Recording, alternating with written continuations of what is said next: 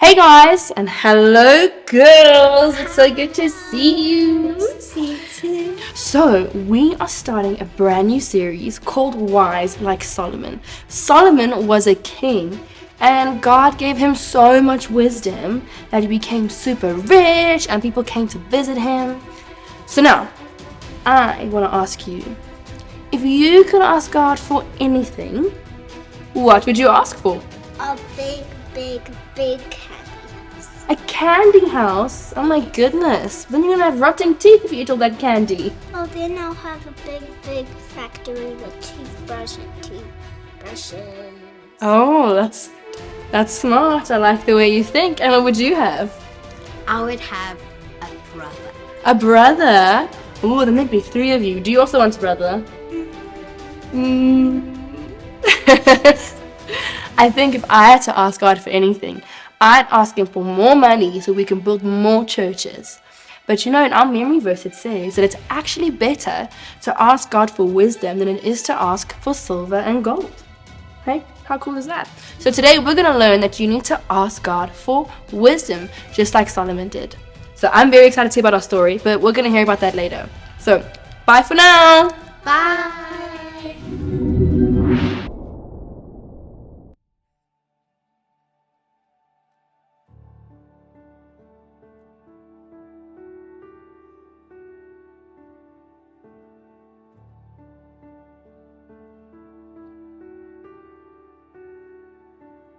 In the darkness, we were waiting, without hope, without light, till from heaven you came running.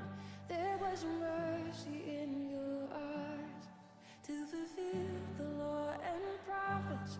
To a virgin came the word, from a throne of endless glory to a cradle in the dirt.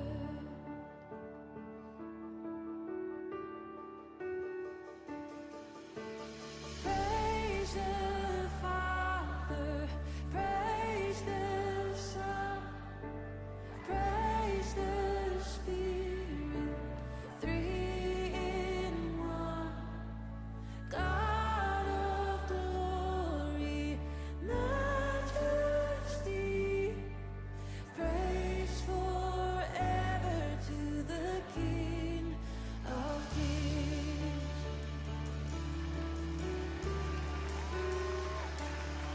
To reveal the kingdom coming and to reconcile the lost, to redeem the whole creation.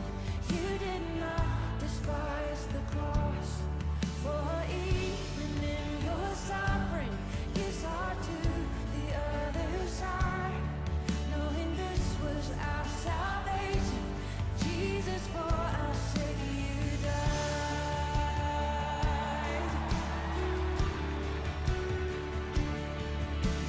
Praise the Father, praise the Son, praise the Spirit, 3 in 1.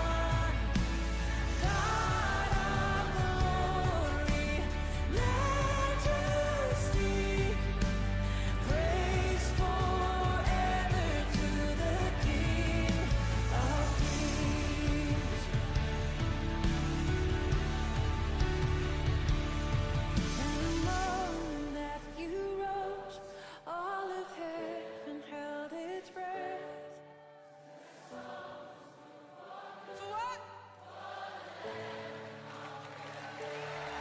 And the dead rose from their tombs, and the angels stood in awe. For the souls of all who come to the Father are restored. And the Church of Christ was born. Then the Spirit lit the flame. Now this gospel truth of old shall not kneel, shall not faint. By His blood and in His name, in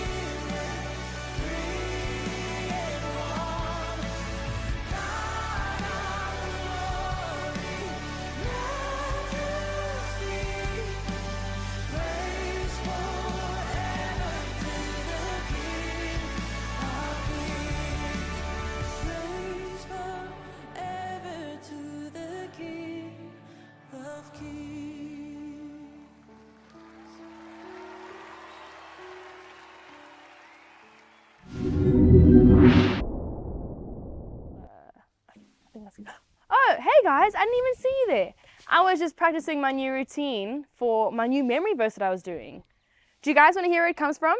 It comes from Proverbs 16, verse 16, and it says, "It is much better to get wisdom than gold. It is much better to choose understanding than silver." All right, do you want to see the little bit of a cheer routine I've been doing with it? Are you ready? This is how it goes. It is much better, so you're opening and closing your arms. It is much better, then you're going to step and pull, to get wisdom than gold. One more time. To get wisdom than gold. Then you're going to punch down and pull up. It is much better, then you're going to shimmy your arms all the way up, to choose understanding than silver. Do you guys got that? Try it one more time with me. It goes. It is much better to get wisdom than gold. It is much better to choose understanding than silver. And then for the reference, we're going to go Proverbs 16, verse 16. Proverbs 16, verse 16. So you're just punching your arms, boom, boom, boom. What do you guys think? Do you think you can do it? But you know, I think something's missing. We're missing a drum beat. Hey, Mr. Drummer, can you drop us a beat? Yeah, sure. Okay, let's see what you got. Okay. Ready? 5, 6, 7, let's go. It is much better to get wisdom than gold. It is much better to choose understanding than silver. Again, it is much better to get wisdom than gold. It is much better to choose understanding than silver. Proverbs 16, verse 16. Proverbs 16, verse 16. Hey!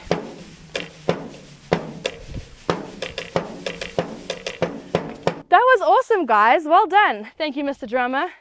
Why don't you guys keep practicing that and teach it to somebody else you know.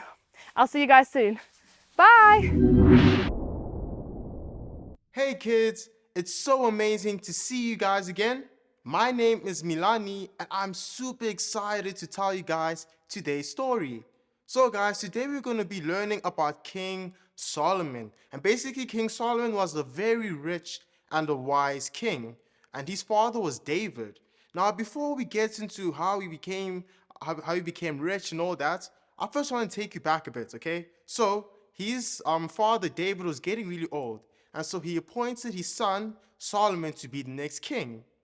And now, as soon as Solomon, became king, okay, him and the rest of the Israelites, these were all the important people, all the leaders, the army officials, the political leaders, and also some of the common people. In fact, the entire nation of Israel, they all went to a place called Gibeon. Now, guys, at Gibeon, there was the tent of meeting. So there, the people would meet there. And also there was the tabernacle. And tabernacle was a very special box, okay, where God's presence lived inside of it. And fun fact, inside the tabernacle was the 10 Commandments, okay, and Aaron's staff, and also the priestly ephod. It was basically like a sacred item that was stored inside there. And also by Gibeon, there was the altar. And basically at the altar, that's where they sacrificed, the animals. And so Solomon and his people all gathered there and they sacrificed, or Solomon sacrificed 1,000 animals there that day. Now guys, right after that, while Solomon was sleeping, he had a dream. Now in this dream, God appeared to Solomon and he asked him, "Solomon, what do you want? I'll give you anything you want." Now guys, I want you guys to realize that Solomon could have asked for anything. But this was Solomon's response. He said, "Lord, as you know, I'm the king, and now I have to look after these people. I need to, make sure I make the right choices. People are going to come to me with problems, and I need to think of solutions. And, I need to, take care of these people and to actually rule this nation well. Lord, can you please give me wisdom so I can lead your people well?" Now, guys, God was very pleased with Solomon's answer, because Solomon could have asked for anything. He could have asked for riches, for fame, for wealth, but instead he asked for wisdom. And because of this, God said to Solomon, "Because you've asked for wisdom, okay, I will give you that. And on top of that, I will bless you with riches, honor, and fame. Now, after the dream, and when Solomon got up and he started to begin with his day, that's when all the promises of God actually came true. In fact, he was very rich. In the Bible it says that there was so much gold in Jerusalem. Okay, it was as good as seeing stones on the floor. It was like so common, it was everywhere. So Jerusalem was a very rich place, and it was full of gold and other precious metals and articles and stuff. God blessed Solomon and the nation so much. Now, guys, like Solomon, don't be afraid to ask God for wisdom. I want you guys to realize that, what? Wisdom is better than asking for silver or gold or money or, anything that you guys could ever imagine. Now, think about it, guys. The money that you have, one day is going to be finished. Okay, you're going to have it one day and it's gone the other. But wisdom is something really special because it sticks with you now and forever. Wisdom will not leave you. Materialistic things can leave you, but wisdom will never leave you. I want to share with you guys a verse from James chapter 1, verse 5. If you need wisdom, ask our generous God, and he will give it to you. He will not rebuke you for asking. So this verse is saying that if you need wisdom, all you need to do is ask God, and God will be very happy to give it to you. And also, God won't be upset if you ask for wisdom. In fact, he loves giving his people wisdom whenever you ask for it. So guys, I hope you guys are encouraged to do that. If you need help for something, you can always ask God to give you the wisdom that you need to handle that situation. I hope you guys enjoyed the story. See you next time. Hey guys, and welcome to this week's activity. This week we are doing a game of charades. I'm sure most of you know how it works, but if you don't, charades is a game where you use actions to describe an item or a name of something, or a movie or anything, but in this case we will be describing items. Now today I have Takalo and I have Matthew, and they'll be playing the game. So between Matthew and Takalo, who is gonna describe the objects? Takalo. So that means Matthew will guess. Are you okay with doing that? Okay.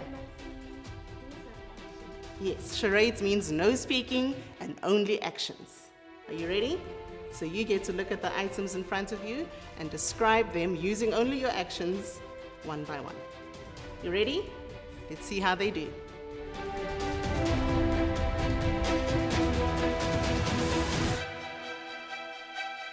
Water. Correct.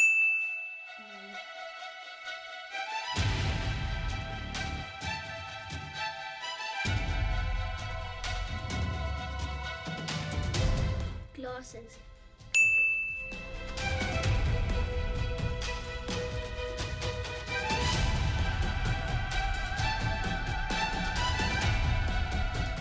A bag.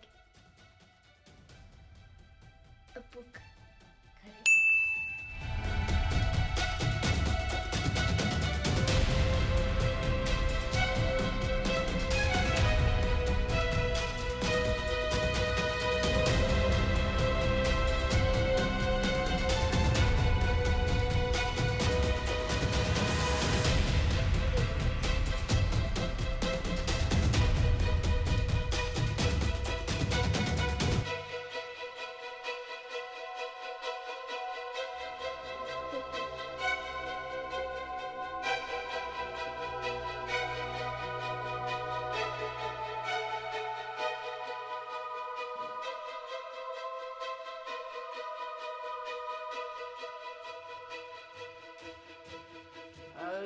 Okay, well done. So you guys got all the objects. Well, Matthew, you got all the objects except one. You want to tell him which that one was?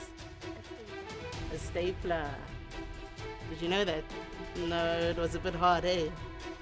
I hope you guys at home will try give it a shot and see how you do. That's all for this week. Bye.